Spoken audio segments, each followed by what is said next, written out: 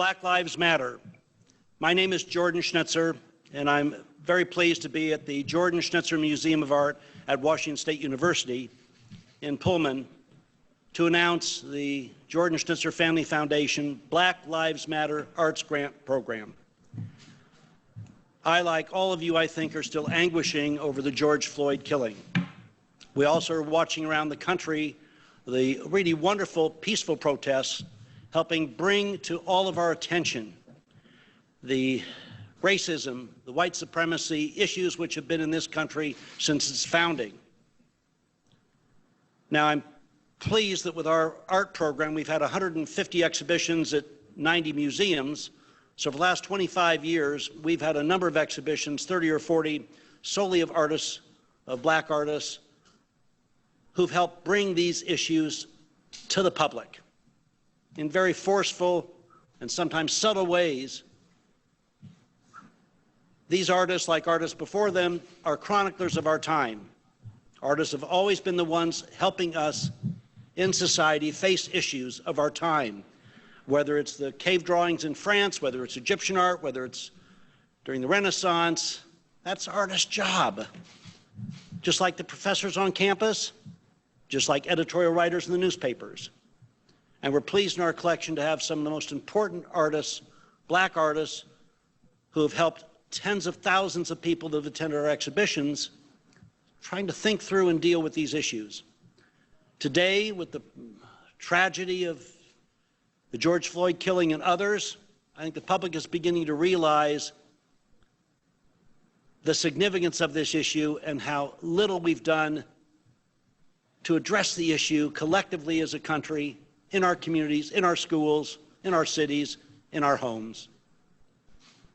So since one of our large philanthropic efforts is supporting artists, we felt it also was time that artists during this complicated COVID time get a bit of money to help get through this time like everybody else. So the combination of creating at this university $50,000 for 20 $2,500 grants to artists who will create art around the theme of Black Lives Matters is something that I'm very excited about. We need to have their voice, whether it's through video, print, street art, painting, sculpture. We need them to help us address the pain and anguish we have, and through their art, have dialogue with each other about how we can become better at addressing this issue, better as individuals, better in our homes and our communities. So we're very appreciative that the museum here is supportive of this. President Kirk Schultz to my left, and his wife Noelle, who's on the board of advisors for the museum, and everyone we've talked to is excited as we are. So thank you again for allowing us to be here today and initiate this program. We hope that when the Art Selection Committee chooses the work, that we'll be able to have the work exhibited, have symposiums, talk, and that will help us have constructive dialogue as to how we can make change, not just for the moment and not just for the week, but for months and years ahead.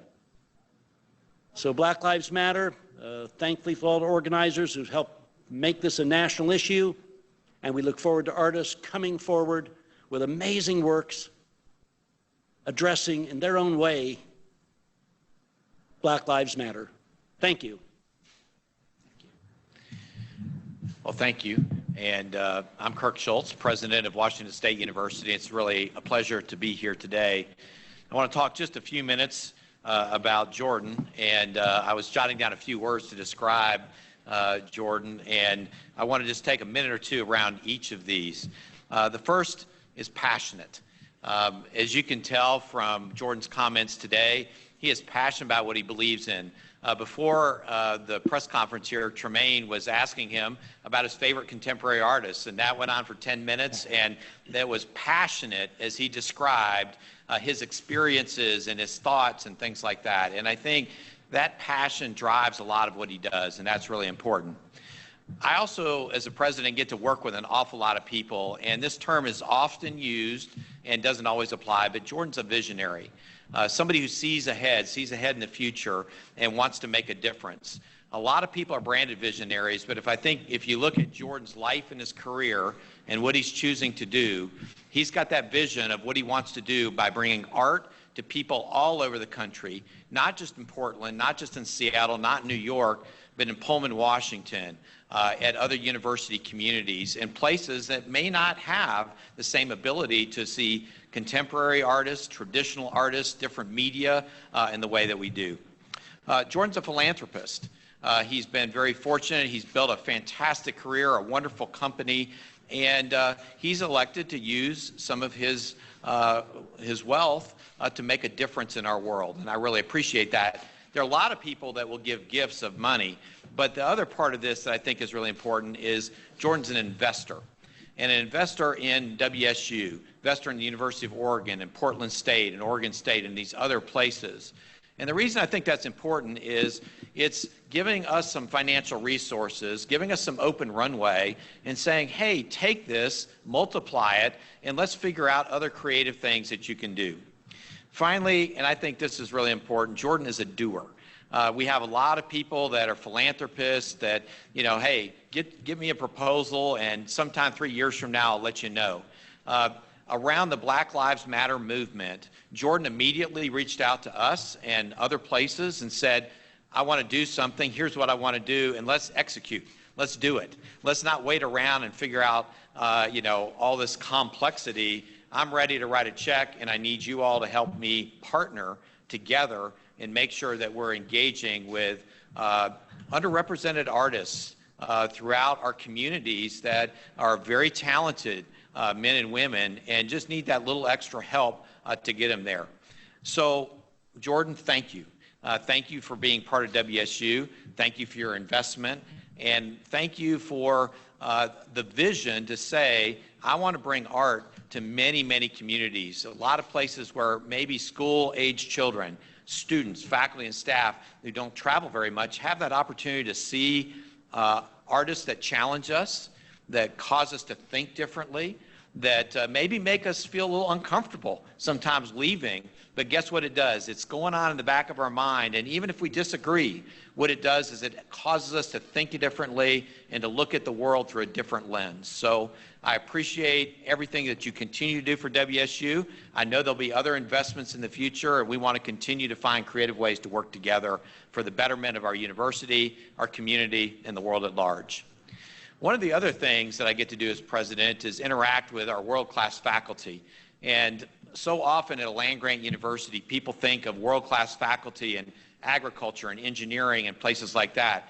But I'm proud we have world-class faculty in all our programs and all our departments. And really pleased today to be able to introduce E.O. Palmer, who is with associate professor and is doing some amazing things. She's been around the world and is really bringing contemporary art to bear at WSU through her classes and the work that she does. So glad to have you with us today. Thank you, Kirk. Thank you, everyone. I wrote mine. I'm not used to speaking this much. So thank you, Jordan, Kirk, and Ryan for making this possible. It's much appreciated. And thank you, Lisa, Michaela, and Tamir for being here, for being part of the jury. Toni Morrison stated that I wrote my first novel because I wanted to read it. Because so many African American stories have so often not been acknowledged. They've been painted, drawn, written, and performed, but so often these stories have existed in silent, quiet spaces. Perhaps this moment where two intense world issues have collided. Perhaps this is our moment, a moment to truly feel listened to, heard, and acknowledged.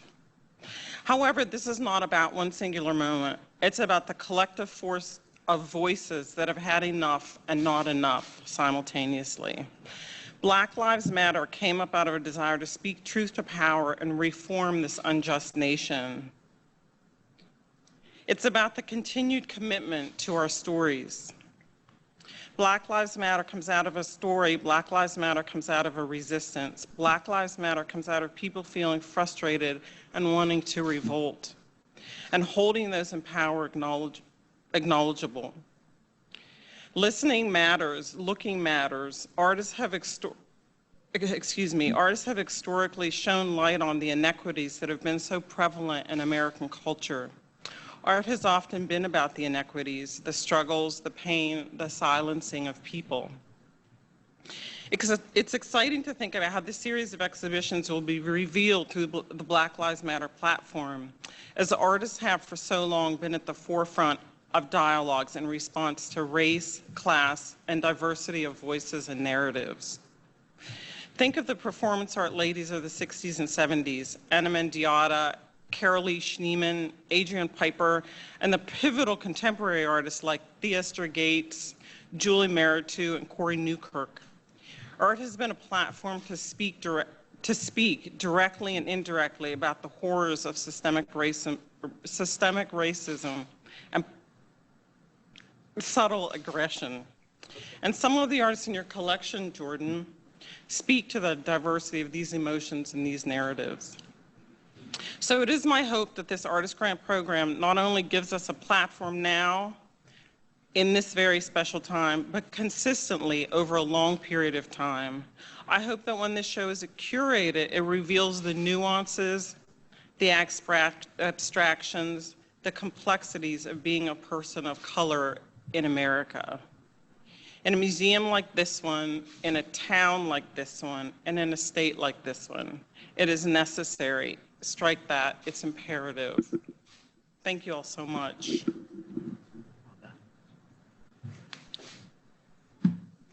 I was asked to just acknowledge our wonderful jury, and I guess you all will take over from here.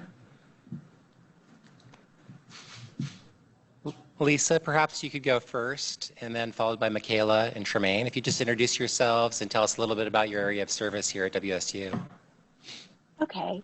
Hi, everyone. I'm Lisa Guerrero. I am a professor of comparative ethnic studies in the School of Languages, Cultures, and Race here at WSU.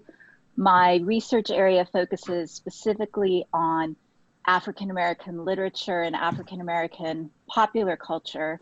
My most recent book that came out last year focused on African-American contemporary satire in both literature and popular culture. I'm particularly interested in all of the work I do, both my research and my classroom, in thinking about the ways in which Black creatives throughout history have created counter narratives and the impact that those counter narratives have. I'm really looking forward to working with EO, Tremaine, and Michaela, and I thank Jordan and President Schultz for offering this amazing opportunity for artists, because I do think that one of the things around Black creative expression, while the content is certainly always revolutionary, I don't think that we think as much about how form in Black creative expression is really, in my mind, the most revolutionary, because it has historically, from the advent of people of African descent in the US, really created new imaginations. And to create new imaginations in spaces where you have been not only denied imagination, but denied respect to your humanity, denied civil rights, political rights, to continue to create such impactful aesthetic is amazing. So I'm looking forward to looking at contemporary artists and seeing what they are creating in this particular revolutionary moment and how it's built on past revolutionary moments and how it's creating its own unique brand. So, thanks. Hello, my name is Michaela Makel, and I'm a junior at Washington State University. My major is in English pre-law with a minor in music technology, and I'm also the president of the Black Student Union. I work as the PR officer for the College of Arts and Sciences, and I'm also the senior copy editor for Lux magazine that is ran through the AMDT program.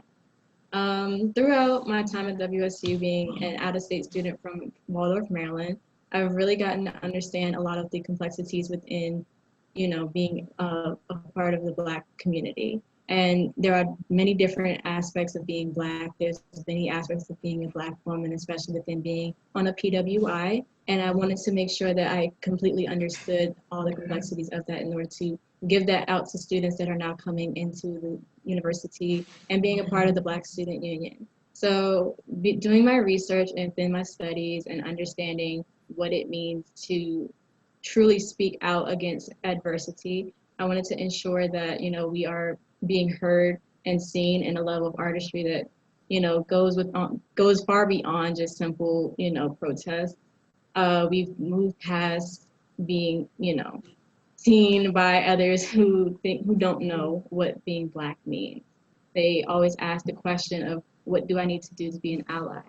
As then we then create a space to which we can allow people to come in and see our artistry, to where they can come in and see our culture and see our history and learn about it, to be able to understand and not have to ask those questions to the next Black person. We wanted to make sure that, there is a space that everybody here can feel comfortable, but it is also a space where Black people can come and be themselves. Through researching, through, the different things that I do on campus, I want to ensure that Black people are always at the forefront, that we are not left behind. Throughout the magazine, I make sure that Black people are put on a pedestal, not in a pedestal in a way that we are more important. That's a common misconception of the Black Lives Matter movement that I feel is something that we need to move past. It is not saying that we are greater than someone else, but it is also saying that we as Black people are equal in that manner. And learning that and understanding that is a true aspect of going towards Black Lives Matter. I want to create more spaces. I want to, in my own artistry, I want to be able to depict Black people in a light that is not usually seen. Within my paintings, within my drawings, I want to ensure that, Black women are typically seen as more beautiful and definitely more like high profile than what we have been considered in the past. Throughout all of this, I want to make sure that Black people, Black artists, and Black art is being portrayed in a positive light, and even in the ways that are outlandish and the ways that make people feel uncomfortable. I want to make sure that people understand the message is clear and that it is strong, because we are people that need to be uplifted in a very beautiful and positive light, such as art. Hi, everyone. My name is Tremaine Gaither, and I'm currently the Recruitment and Career Coordinator for the Honors College here at Washington State University. And I'm also the coordinator for the Mindfulness-Based Emotional and Social Intelligence Certificate Program, also known as MESSI for the Honors College.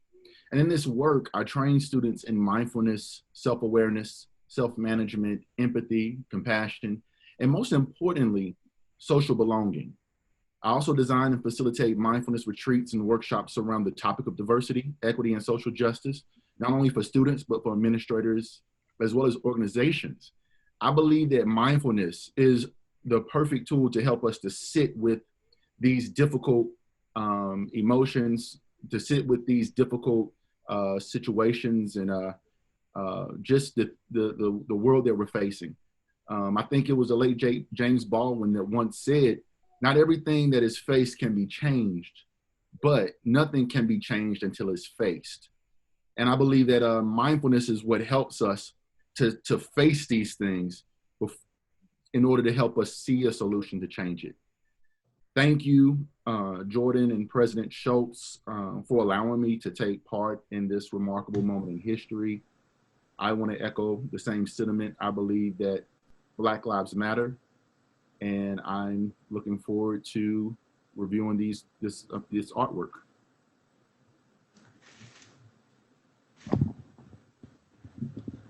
Thank you, Tremaine.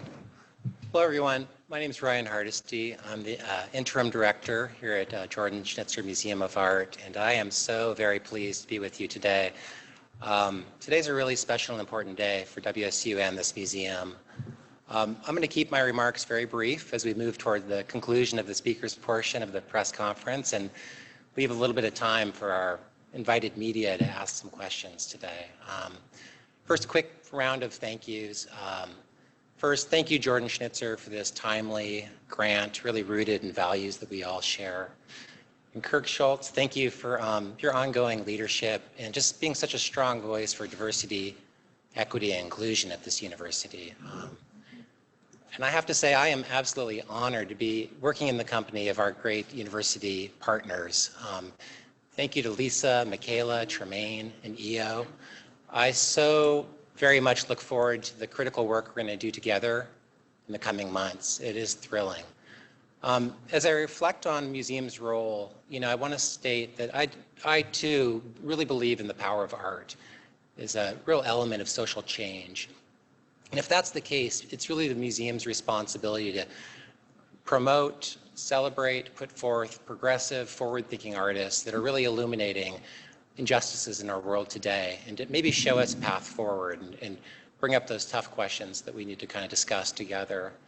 I also believe that we can be better, as museums, better partners and better allies to the Black Lives Matter movement when equity is at the core of all that we do. And I'll be the first to say that that really touches on everything. It connects to our personnel and our staffing, connects to the exhibitions we put forth, certainly the collections we keep, and certainly the stories we tell about these works, as well as the programs that we enjoy together. That is critical work for us moving forward. I'm going to leave us on just a quote from John Lewis, the late John Lewis, civil rights leader and activist who we sadly lost recently. He was reflecting on what he saw in terms of Black Lives Matter as it spread around the world and touched so many individuals when he wrote these words in reflection. And he said, "I want you to know that in the last days and hours of my life, you inspired me. You filled me with hope about the next chapter of the great American story when you used your power to make a difference in society." So I think with that, let's keep pushing forward, still keep creating the world we want to live in. Let's speak up and speak out when we encounter injustices. And I want to state that absolutely this museum stands in solidarity with Black lives. Thank you.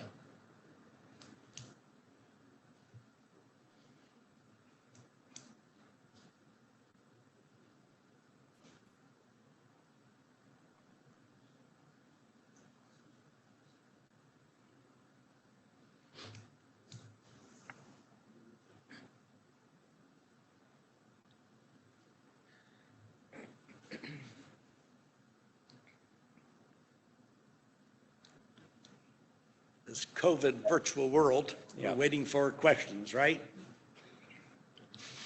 Because I have some concluding remarks at some point.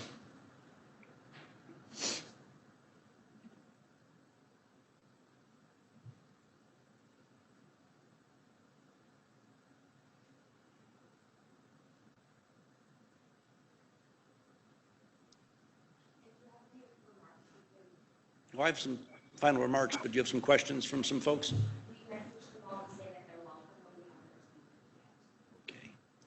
Let me suggest this. One question that someone might ask is, why did I get involved with Washington State University? Why, from Portland, suddenly have this museum here? I think the answer is clearly that this is a world-class institution. And as you fly in and see those gorgeous Palouse hills and so forth, then you come upon this absolutely beacon, this jewel of an institution with gorgeous buildings and 22,000 students, not only from the state of Washington, but from around this country. So Michaela, when you talked, as president of the Black Student Union, in essence, the reason we did this museum was all about you. Because for me, art is all about, the museums are all about art and the audience.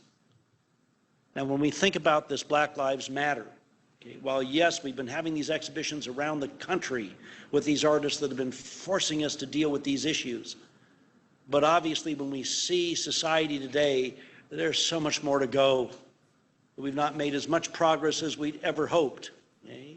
And just as John Lewis, the quote from John Lewis, the amazing statesman with that eloquent voice, even in those last days, the voice he had was one of optimism.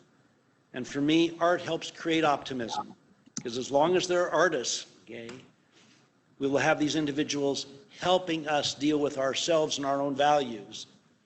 So I would hope that this program that brings together various artists that you're all going to have to choose upon, and if we can get that work up in the museum or on the streets or at the other parts of the university, It can be a focal point where the Black Student Union, where professors of all the different programs you have can use it to channel the energy, the positive energy, as to how we talk to each other, how we speak to each other, how we understand each other, okay?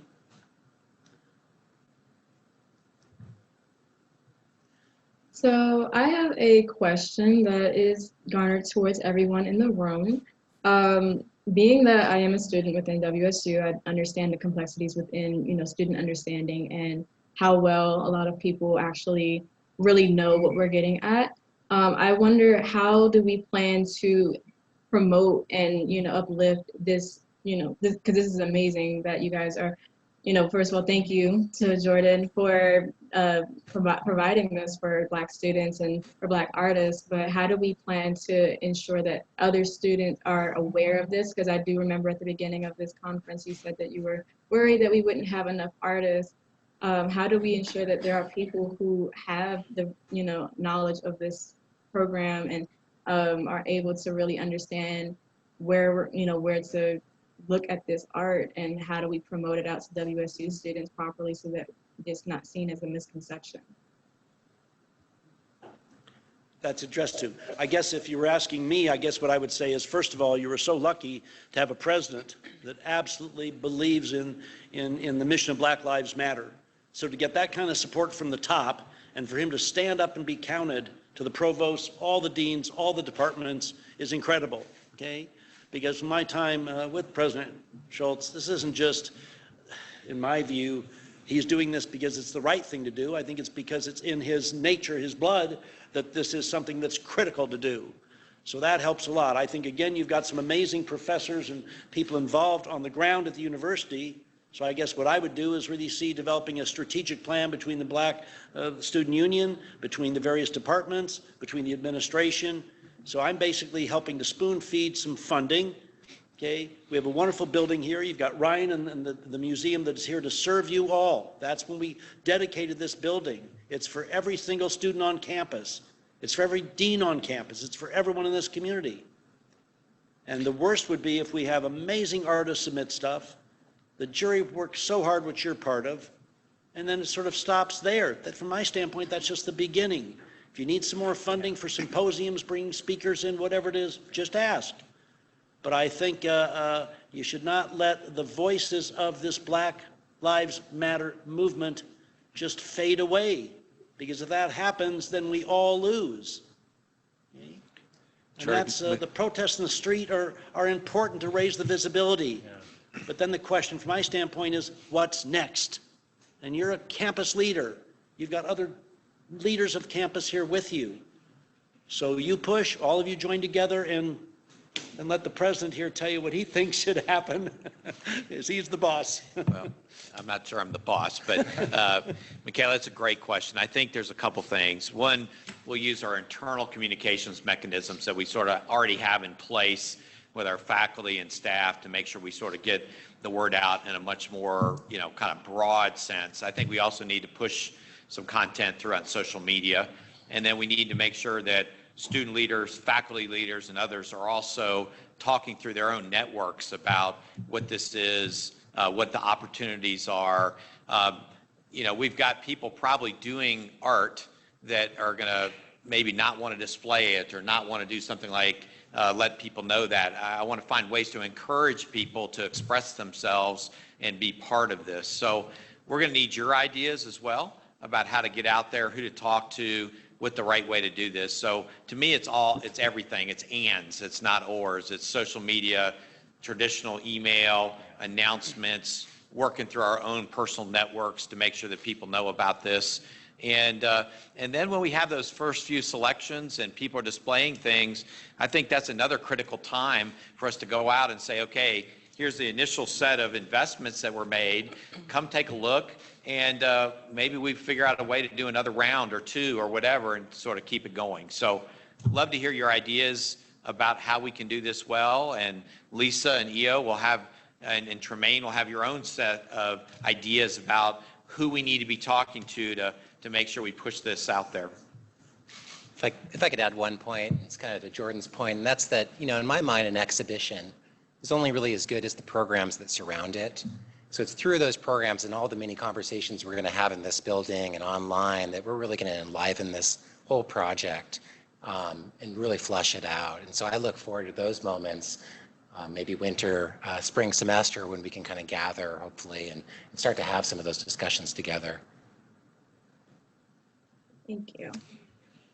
Michaela, thank you for that question. I just wanted to say, we're under these difficult conditions now with COVID, but one of the things as a teacher, a lot of us plan our semesters and our year around what the museum is doing, and it's, as much as I love social media and how it brings art to people, there is something so phenomenal about seeing a class that I had, over 100 students coming through here to see work and to see all these different artists. So I feel like the fact that we have this incredible space that physically can contain so many people, hopefully, next year sometime, those moments are really remarkable. So I guess what I'm saying to you is, as a teacher on campus, I'm really committed to having our students see and experience the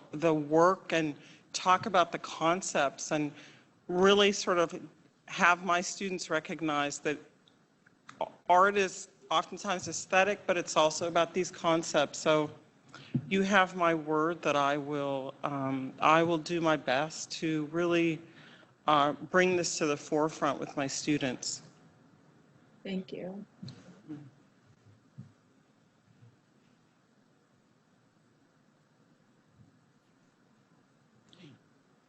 With that, thank you. We're honored to be here, and what you just said warms my heart. Oh, thank you. Thank you. That's what it's all about. Thank you.